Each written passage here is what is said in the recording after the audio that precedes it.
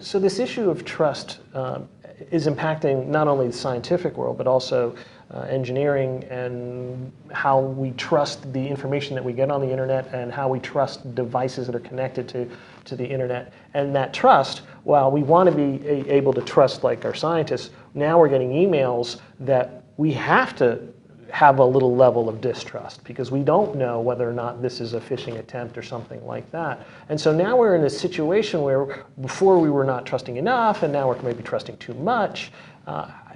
The internet has enabled, while it's been a huge boon to the world's economy, it also has presented some threats. And the world specifically we're talking about is cybersecurity. You know, how would you explain the threat of cybersecurity to someone who's a layperson? So, first of all, analogies sometimes help. They often get you in trouble, but let's use one in this case. Think about what we do for young people who want to get driver's licenses. We don't just give them the keys to the car. We tell them, you got to go to school, you have to take a class. We want you to understand the consequences of bad driving behavior. We want you to understand how to be safe on the road. We want you to understand you have to take a test to demonstrate that you understand what the law is and what good practices are before you get out on the road driving this vehicle. And so we almost need a similar kind of thing when it comes to using the internet. We'll call it digital literacy, if you like. And I'm not arguing for an internet driver's license exactly. But what I am arguing is that people should be aware of what risks there are when you're in an online environment. Some of the risks have nothing to do with your own behavior. The software may have bugs in it. The bugs may be exploited. People should understand that that's a risk factor, that your machine may have software in it which is not working correctly or has been, a vulnerability has been exploited by someone. And you have to be not only prepared to discover that, but also be prepared to learn how to discover that. So we're back to what kinds of things do you need to have learned in order to be digitally literate. Then there's the second order thing, which is the content that you encounter on the internet. And because I would say the mantra of the internet in most countries, not necessarily all, is openness, freedom of expression, massive opportunity to find out all kinds of information, some of it not very good and some of it very good. This benefit that we get, this massive amount of potential information, comes with a responsibility. And that responsibility is to ask questions that we would typically call critical thinking. Where did the information come from? Is there any corroborating evidence? Am I being persuaded to do something I don't want to do, or to buy something I don't want to buy? What's the framework in which the information that I'm getting off the net comes in?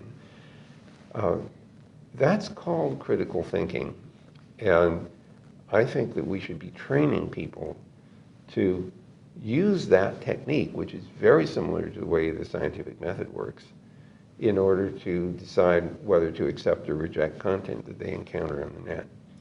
So the biggest challenges we have are people who naively accept whatever shows up on the net and believe it because it was on the net. That's not a good conclusion.